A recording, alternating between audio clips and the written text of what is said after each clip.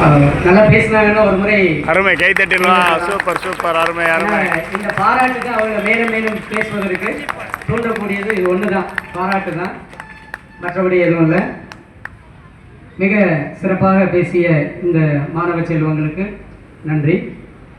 கல்வியே இல்லை செல்வமே அப்படிங்கிறது இரு அணியும் அவர்களுடைய வாதத்தை மிக திறம்பட எடுத்து வைத்துள்ளார்கள். கல்வி கரையில்ல, கல்விக்கு கரை கிடையாது, கல்வியை களவாட முடியாது, கல்வியை எந்த நெருப்பினாலும் நீராலும் அழிக்க முடியாது. இப்படி தான் நம்மளுடைய நூல்களில் சைவமா வைணவமானலாம் போட்டி வந்தது. அந்த போட்டிகளில் சைவ நூல்கள் உயர்ந்தது, வைணவ நூல்கள் உயர்ந்ததுன்னு சொல்லிட்டு கடுமையான போட்டி. அந்த போட்டிகளில் நிறைய நூல்களை தீக்கு இரையாக்கினார்கள்.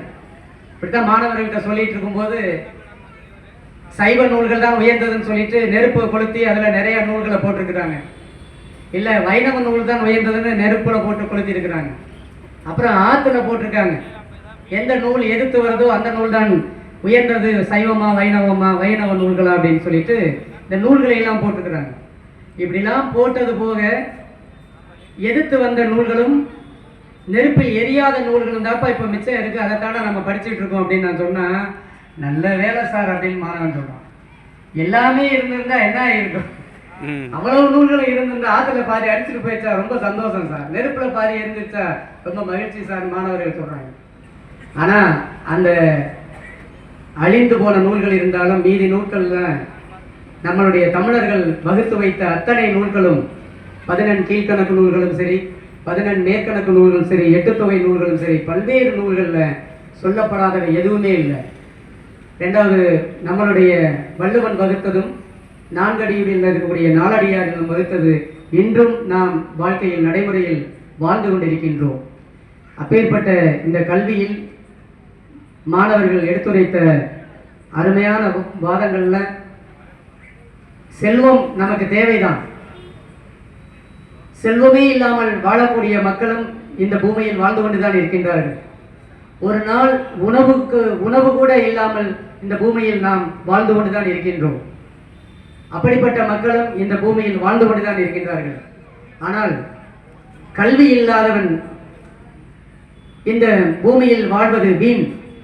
கல்வி இல்லாத பெண் கலர் நிலம் அப்படிங்கிறத பல்வேறு கவிஞர்கள் சொல்லியிருக்கிறாங்க. செல்வம் அவசியம்தான் நம்மளுடைய வாழ்க்கைக்கு. கல்வி கற்பதே செல்வத்திற்காகத்தான்.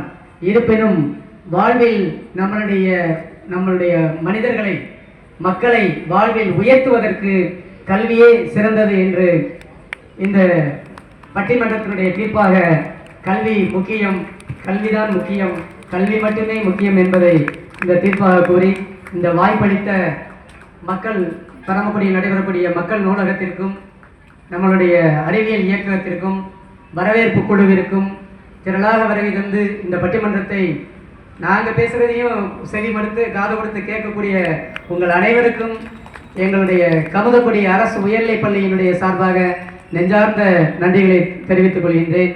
எங்களுக்கு வாய்ப்பளித்த அன்பு சகோதரர்கள் அனைவருக்கும் நன்றி நன்றி நன்றி.